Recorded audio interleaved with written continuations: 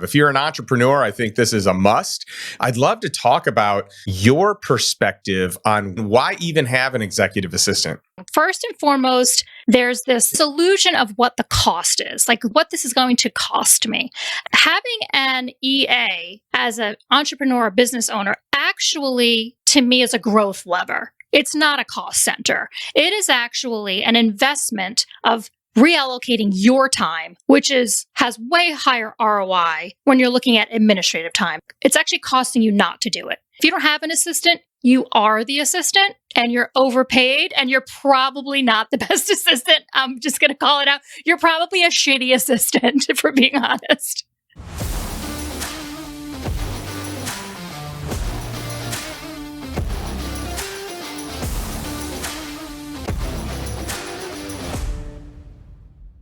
What's up, Tricia? So good to have you on the show. Hi, Justin. How are you? Good. Good to have you back. I know we featured you for a lifestyle investor mastermind session inside of our community. We took a deep dive with you and BELAY, and I'm just a raving fan. So it's great to have you on the show. I love it. I love you guys. I'm so glad to be back. I'm so excited to chat with you today. Yeah, me too. So I think what you and your company provide are literally hands down one of the most important things that people in the business world have. If you're an entrepreneur, I think this is a must.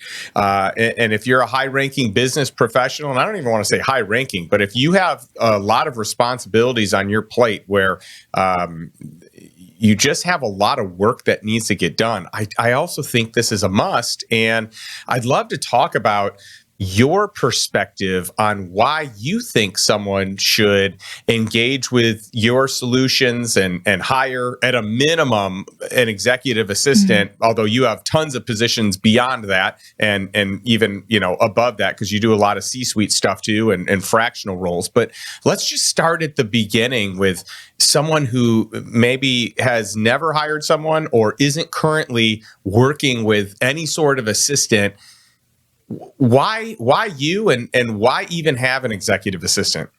Yeah, great question. I love it. I think, what we have seen, we've been doing this for 15 years now. This is our 15th year, which is amazing. And it's been an honor. But I think what we see when we speak with people or questions we get around people really reluctant, if you will, to kind of make that first hire that EA, bring somebody on to help. It's a couple things that we're seeing. First and foremost, there's this illusion of what the cost is, like what this is going to cost me, and I get that, right? There's cost to anything we're doing, any person we're bringing on board. There are costs associated with that, and do we want to burden that cost? I think for me, and I have witnessed this so many times as it relates to cost. Having an EA as an entrepreneur or business owner actually, to me, is a growth lever.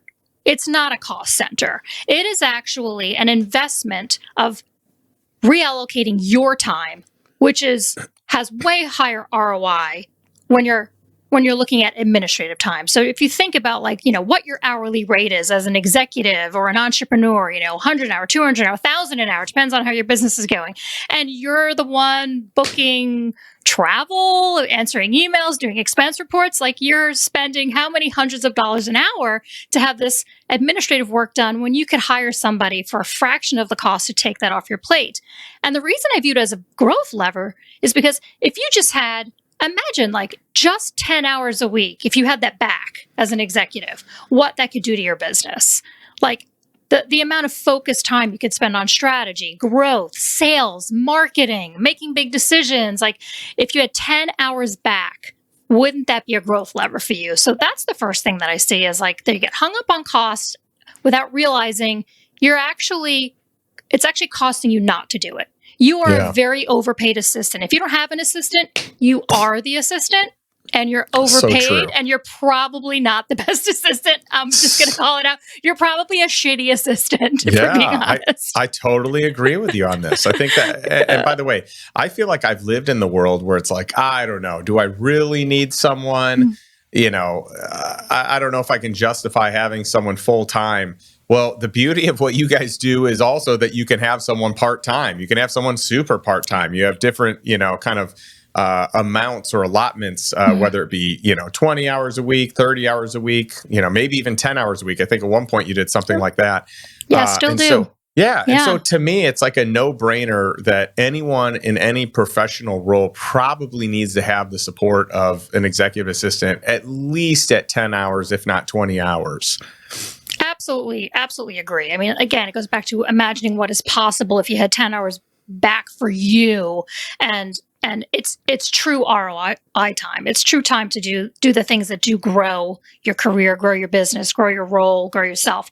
The second thing we see outside of cost being something that people bump up against is literally their self-regulation, is what I'm just going to call it. Like, we don't want to let things go.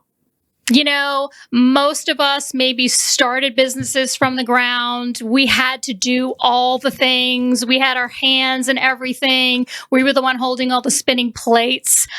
So to let go of our baby, the things we've created, over years is hard. So people have a lot of what I like to call control freak issues when it relates to their mindset, that there's work that they're doing and holding on to for a few different reasons with this control freak mentality. They just think like there's so many myths around, control freakism.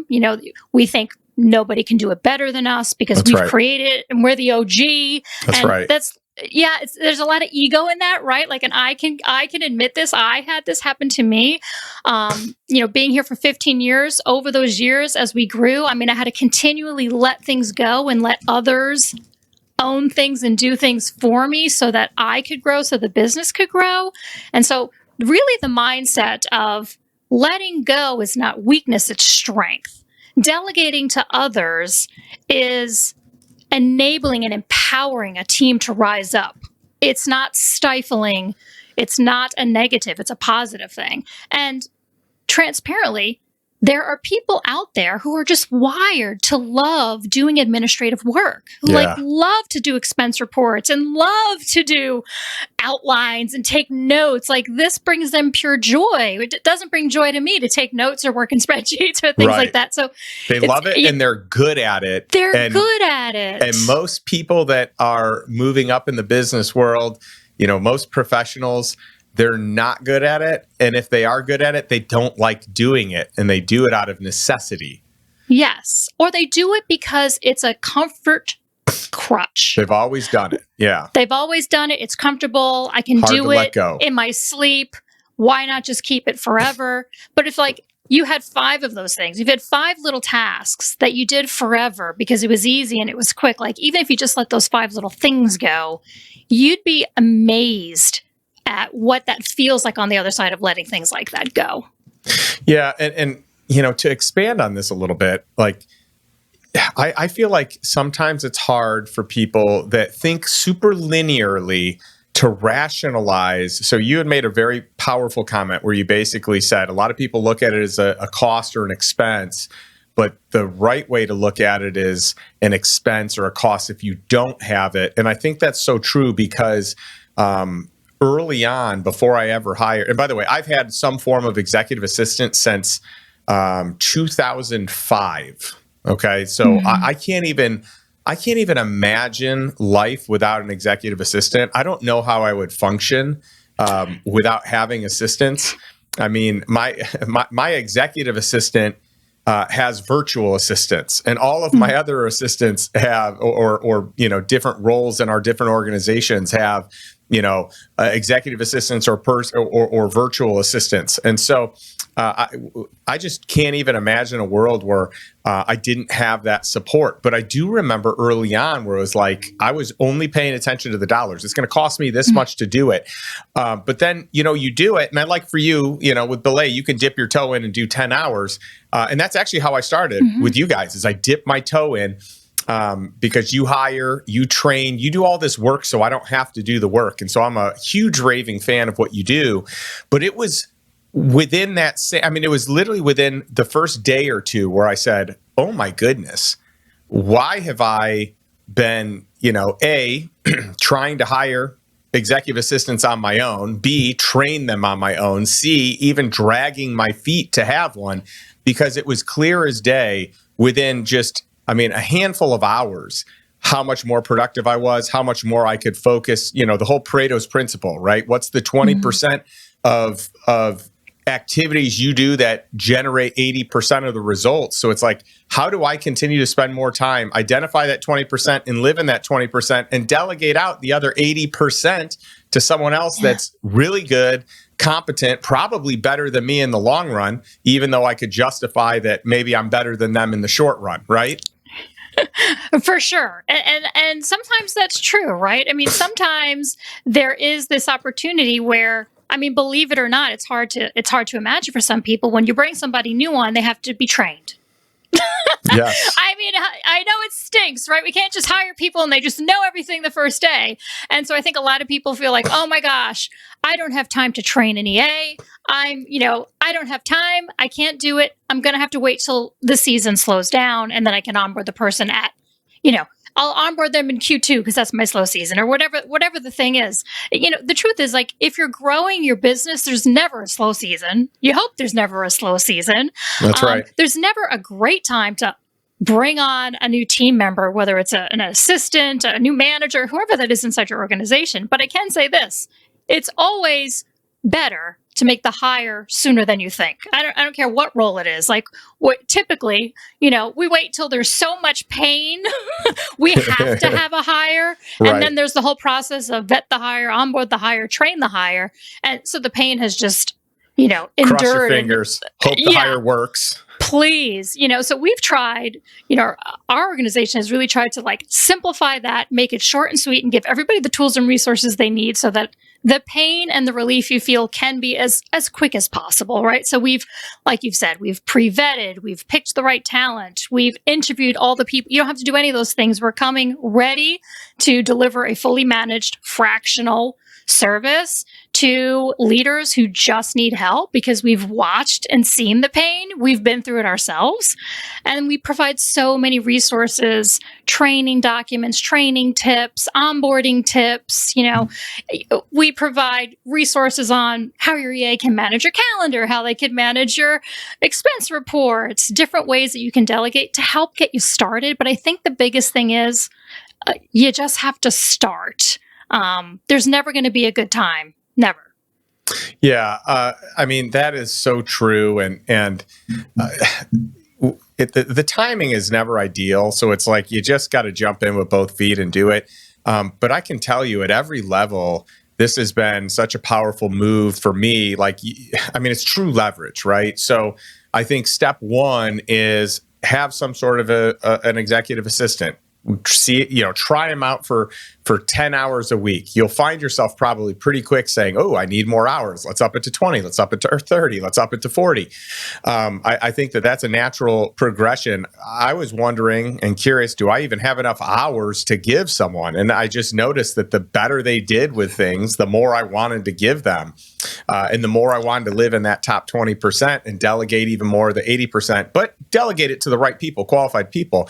And I think it all starts with that executive assistant. And so I remember for a period of time and all of my, assistants, I want to hire people that I think can grow with me. And, way back in 2005, so 20 years ago, I had an executive assistant and she has grown with me and has, basically she's amazing. She's, grown in every business I've ever had. But I remember there was a season where she ended up going on to run our real estate portfolio. And I was in a season where I didn't have an executive assistant again. And I was like, oh, wow. Well, do I really need one? Because at that point in time, I'd taken the year off. We were traveling. We literally were traveling the globe, went to 13 countries, just having a blast. So I made the argument that I didn't need someone. But then I had these ideas. And after taking this time off and reflecting on what I really wanted to do, that's when I created the Lifestyle Investor. That's when this brand, this idea, the book, the podcast, the mastermind, everything came into fruition. And in the early days of that mastermind, it was literally me. And then I'm like, I can't do this all myself. So then I brought on an executive assistant, right? And so it was fun having that relationship. That's where I met you guys. And so it was neat building something. So for a long time, the Lifestyle Investor Mastermind was really just my executive assistant and I, and then we just continued to grow. And then it was, hey, we need to move some other people into some other positions. And so it was like fractional COO. And then it was, fractional CMO or head of marketing. And then it was, full-time positions and full-time COO. And then it was fractional CFO. And then it was fractional. And then, it's like, let's hire a full-time person there. And then eventually the next level that was a game changer for us. So I do think the first game-changing level for me was hiring an executive assistant and hiring them full-time, even though for me, I started at part-time. But I actually think the next biggest game changer was getting that operator. And I have an operator in every business, whether they're a COO or just an operator. I have someone that runs operations. And then we have, CFOs or head of finance in each of the businesses.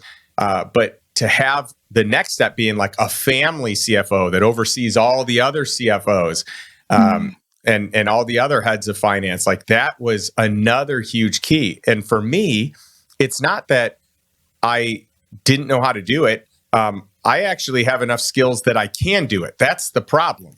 The problem is I'm good enough to do it. You could do it. Right? Yeah. But it's not where I excel or where I love to spend my time. And so I could give the example of when we brought on our family CFO, that was a game changer. Because now I could get out of doing these things that he's not only good at, he's better than me with better ideas, better systems, better mechanics, just better everything. And now I don't have to worry about any of it. And I can spend my time more on the vision side of things and on the strategy side of things and on strategic partnerships, which is that's much more high value use of my time. Exactly. And transparently, we have a very similar story. BELAY was founded on the owner and me, the first virtual assistant. I love it. And I do remember that because I actually interviewed Brian. Brian, your former boss and now good friend, business partner. Yeah, business partner. So he, it was us, lifting it off the ground. It was nothing. He needed me to help him start. And I think more people having that mentality, like, oh, the assistant can actually help me start this business. The assistant can actually help me create this business. I was creating the first email campaigns. I was creating our first CRM system. I was doing all the back end stuff of the business, when we were setting up LLC and all this stuff. Like I was able to help him so he could go out and get those first clients right out of the gate so I could do all the back end work. And I also had the opportunity to be a virtual assistant for Michael Hyatt. And so Michael Hyatt's another one, right? He's a pleasure. I worked with him for about 3 years. Amazing. And he did the same thing. When he left Thomas Nelson Publishing and started Michael Hyatt and Company, which is now Full Focus Company. When he left and started Michael Hyatt and Company, the first thing he did was hire a VA. Me. First. He didn't have... He was blogging and he was writing, but he wasn't making revenue. He was just starting this business. But those stories, your story, my stories with Brian and with Michael are just testimony that, having an assistant early can actually help you grow the business and create the business. So I always say, like, wherever you are in your journey, you're already late. Yes, so true. And I just can't recommend enough to go back and listen to or watch the Brian Miles podcast interview, which is just such a cool, foundational story of like, going from 0 to 100 and really having an incredible business with BELAY and the expansion and everything that happened with it. And then go back and check out the podcast I did with Michael Hyatt. I mean, two amazing people that I consider friends and just really gifted individuals. And so I love that you got exposure to those two young in your life, that they're actually in your ecosystem and you got to learn and train and grow with each of them. I mean, they're both powerhouses and it's no surprise to me that you were able to rise through the ranks and now, run the company that you helped start. Yeah, I truly feel like, the opportunity I had to work with both of them, it was easy for me to watch, learn, and replicate some of their habits. I mean, the thing that they most have in common is they were excellent delegators. Excellent. if I could pick whatever genius, if multiple geniuses, right, both of them, but they really understood, no, Mike knew my lane is I'm a writer. I'm writing and I'm creating content. That is my lane, and I'm going to spend as many hours possible in my 40-hour work week doing those things. So I'm going to need somebody else to handle email, handle travel, handle booking his keynotes, handle all those other things. I'm going to have a bookkeeper handle all the books and the finances because I'm the writer. Like, he knew very clearly what his role was from the very beginning, and it was a gift. And so I think, for me, even today, leading the organization as CEO, this will be my 5th year as CEO, it is very clear to me what my job is and isn't. It certainly is not filling out expense reports. I have thousands of people counting on me to lead this company well and make the right decisions that we continue to prosper and grow for the benefit of many, many team members and clients that are counting on us. I should not be spending my time doing administrative tasks. That should be the last thing none of our clients should want me as CEO doing expense reports. I should be doing way bigger, exciting things that are going to help keep this organization grow, make sure that we're focused on quality of service, make sure we're focused on our message and our market and all those things. So I think, whether you're a small shop just starting out or your big corporate organization, the art of delegation, is truly going to be the limit or the liberator of your organization. That's great. Art of delegation is going to be the limit or the liberator of your organization. So help me understand, and for me, I had to do this as a process over time, but how does someone get better at delegating?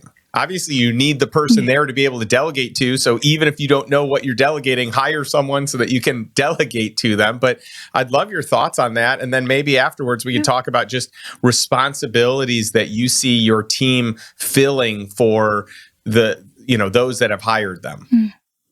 Yeah, absolutely. I think as far as delegating, and knowing where to begin, I would always recommend somebody doing a time study. So I know it might sound ridiculous. You're an executive or an entrepreneur, you're a business owner. It sounds silly that I would sit down and analyze my time like I'm in kindergarten, but I'm telling you, it's a really worthwhile investment for you to just track what it is you're doing, probably over the course of 2 weeks. Like, write it all down. I spent 10 minutes in email. I spent 5 minutes doing expense report. I spent 1 hour in a sales meeting. I spent documented in an Excel spreadsheet or whatever. If you hate spreadsheets, write it on paper, whatever it is. Document your time to first clearly, I think the first thing that'll happen is you will very clearly see in buckets how much time you are wasting or spending on not the things you think you should be doing as an executive. So then, it will become very clear to you what you could easily delegate.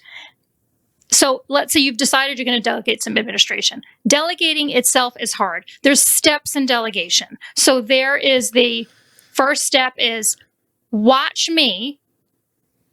Then we're going to let you try, and then I'm going to watch you. So, watch me do something.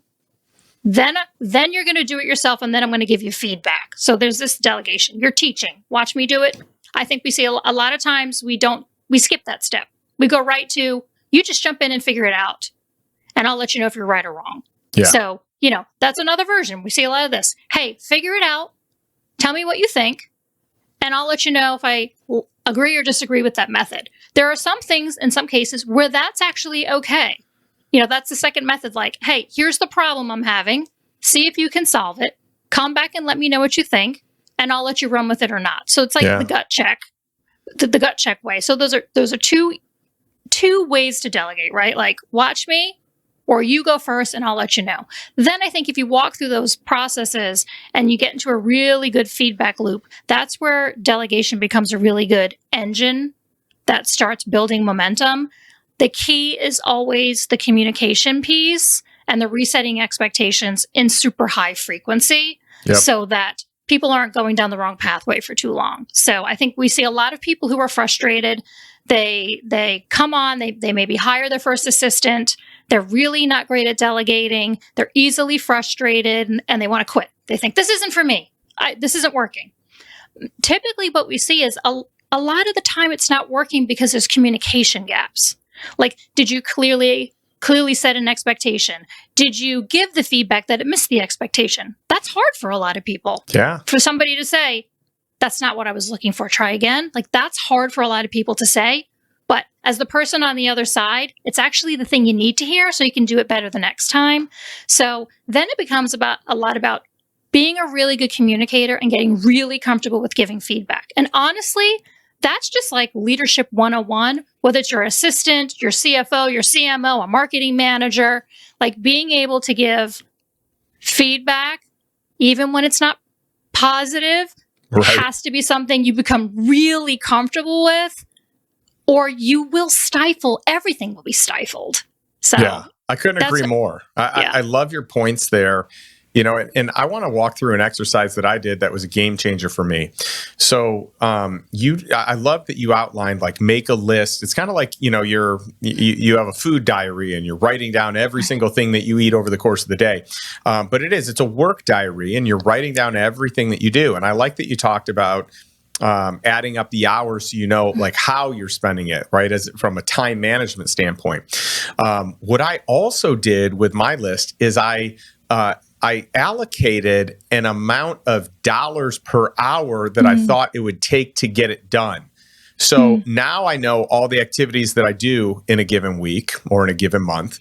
I know how long I do them, and then I can assign $1 per hour to it. So it's like, oh, I was doing spreadsheets. Okay, that's like $15 to $20 an hour, unless it's super complex, right? Right.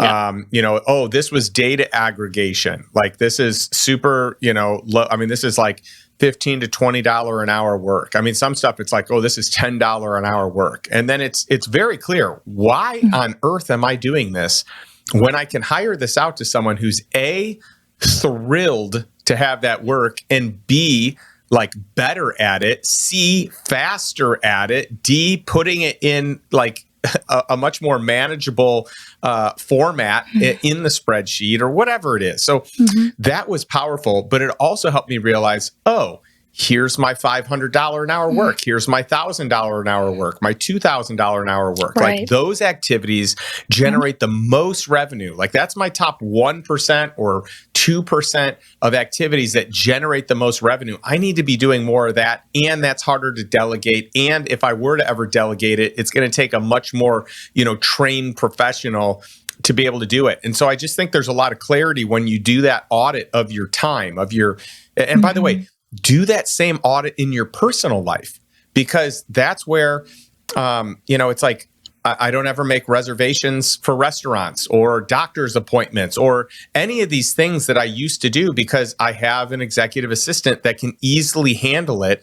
And it just, and like managing the calendar and managing email and managing travel. I mean, the list goes on. And in fact, Tricia, we should jump into some of the things that people can utilize executive assistants for. So I'd love to hear your list of what you have, what you've done, what you've hired executive assistants to do for you, what other clients have done. Because I would just love our audience to say, oh, yeah, I would do that. Or, oh, I never thought about that. Yeah, gosh, there's limitless list. So we'll hit the basics, right? The list is limitless. And what I found is, over time, you kind of mentioned this earlier, as you become better at doing this, you actually find more things that you could add to the list to delegate. So I think, first and foremost, and we've kind of mentioned them, there's like the typical to be assumed things. Your calendar, managing your calendar, scheduling everything, personal and professional. I'm with you, Justin. I don't schedule any of my personal appointments either. I'm one person, so they're scheduling everything for me. I don't ever touch my calendar. I put nothing on my calendar. Yep. I also use an ideal work week, so a decision doesn't have to be made about if something can go onto my calendar. So I believe in creating the ideal work week, which we have templates we could share. Ideal work week, so my assistant can just know, nope, she said no meetings on Fridays after 2. I can't schedule it there. She doesn't have to come and check things. So have an ideal work week, have your parameters set, get rid of your calendar. That's so easy. Travel, easy.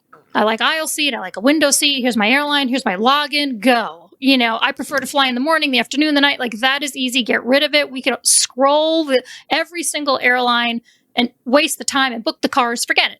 Don't even bother with it. Personal and professional. Yeah. Same as you.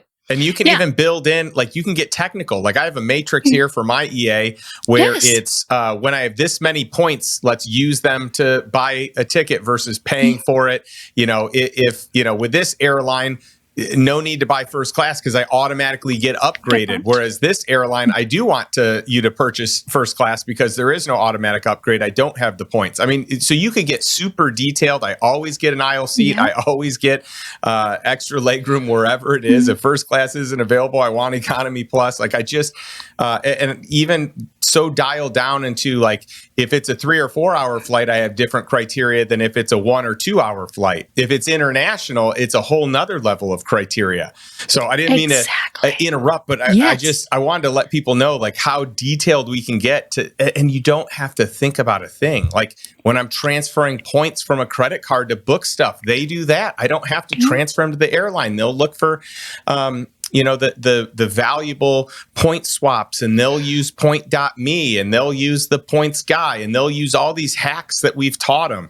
I actually have our executive assistant enrolled in a program where there's a team that coaches them on how to get the best value or the most bang for your buck out of your points, your credit card points, your airline points, etc. So they're heading that up, right? So but keep going. I had to interject. No, you can go deep, and I think to your point, you can get so detailed, and the thing that's the best about that is it removes decisions. Yep. Like they don't have to make a decision because they actually just follow your matrix. They know exactly what to do. You don't have to worry about a wrong decision being made. And oh my God, I hope they don't mess this up. They know specifically what to do. It leaves very little room for error, very little margin for error. The more detail you can add to things. Same thing with, next on deck is email. Email is probably the thing that is, depending on the person, the hardest thing to let go, or the first thing people are willing to let go of is their email. Depends on how you're living in there. Or a combination of both. Yes. Amen to it's like a blessing and a curse. Yes. Email was one of the things that I struggled with transparently myself as a leader. It was the last thing I gave up was my email. Shame on me.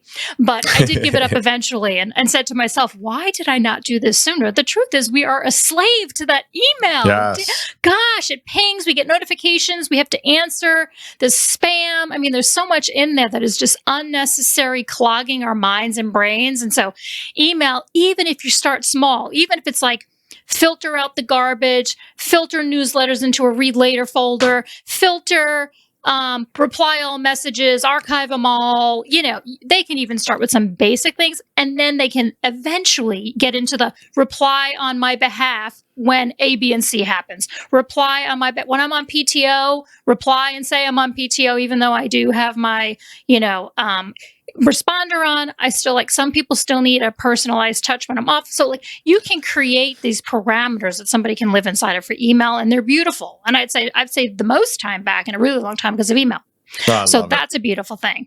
Then I would say, what about, meeting prep? Board? Do you have a board? Do you have board meeting prep, board meeting logistics, board decks, board meeting follow-up, logistics planning, meeting spaces, lunches, team gatherings, anything related to meeting logistics, whether they're virtual or in person. There's so much around meeting logistics that depending on what your organization is doing, that's another thing off the plate. Gifting is one. We do team gifts, birthday gifts, anniversary, personal gifts. Help me order a gift from my husband. Help me order gifts for my kids. Help me with my Christmas shopping. My EA helped me order a Christmas tree literally this year because I was traveling over Christmas. So gifting is a huge one.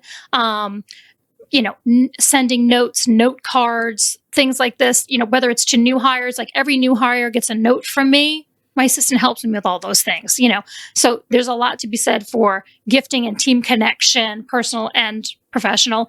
Then there's the whole, public persona part of who we all are in our businesses. I have a marketing assistant who helps me with my LinkedIn and my social and my public image and writing content creation, organizing content, scripting outlines, so much for my personal brand and who it is I am in the market, so much for my content creation, the things I think and believe ending up in content that drive belay, the extraction of all that going over to the right people. That's something that an assistant can do for you.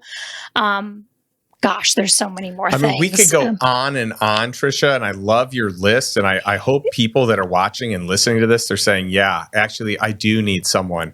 And I'm going to just say one other thing that has been a game changer for us, and that is teaching all of our teams, all of the people that work for us. But for me, it's especially my executive assistant, how to better use AI to support her in her role. And that has been a total game changer for us too. So it's because that's the gift that keeps giving. Let me tell you, that's a total game changer. And the amount of productivity that ends up being created by A, having an executive assistant, B, having them get good at AI, C, having people that they sometimes can delegate to. And obviously they can always delegate to AI, but often, the executive assistants, you're going to build up the needs and you're going to see the value where you're like, oh, I should probably get a virtual assistant or two for my executive assistant, not right out of the gates, but in time. It comes. My executive assistant just got a virtual assistant January 1st. So we're just getting started where now she has an assistant. And number one, she was reluctant. I told her she needed one for months and she pushed back, just like everybody out there listening. Yep. Number two, as soon as she got it, she's like, oh my God, this is the best thing that's ever happened. And number three, she's like, I'm going to need more hours. I'm getting really good at delegating. And we're like 3 weeks into her having an assistant. It's fantastic. However, I will say to you, and I'm glad you brought it up about AI, AI is totally a game changer. Totally a game changer. Things that used to take my assistant hours now take her minutes, and it's amazing. Right. So we capture, like, for example, she would capture notes off of executive officer team meetings that we would have and action items that she would pull for all of us. So when the meetings were over, we all knew what actions we were taking. She would consolidate all this for me every meeting I was in. No longer. No more. There's tools like Fathom and Otter, even Zoom has an AI component now where it can capture transcription. It can be translated into notes. You could slap it into ChatGPT, have an action item list, and email it out to your officer or executive team group in the matter of literally 10 minutes. And it used to take her hours. So there are just so many things we're starting to leverage ourselves with our assistants being AI-enabled humans. Like the power of an AI-enabled human, the productivity is now really supercharged, totally supercharged. It's incredible. Well, thank you so much for spending time today, Tricia. Obviously, you know your stuff, and you walk the talk, right? So everything that you're discussing, you employ in your own life, but you've also been employed in a way that you have been the deliverer. You've been the servant of those things, right? You've been service oriented for however many people over the years. Now you're running the business. You've got a team that reports to you, and many assistants and executive assistants and virtual assistants. So it's really cool to see how far you've come. How can people learn more about you and BELAY? Where should they go? Yeah, I would say first and foremost, you can find out more about BELAY by going to belaysolutions.com.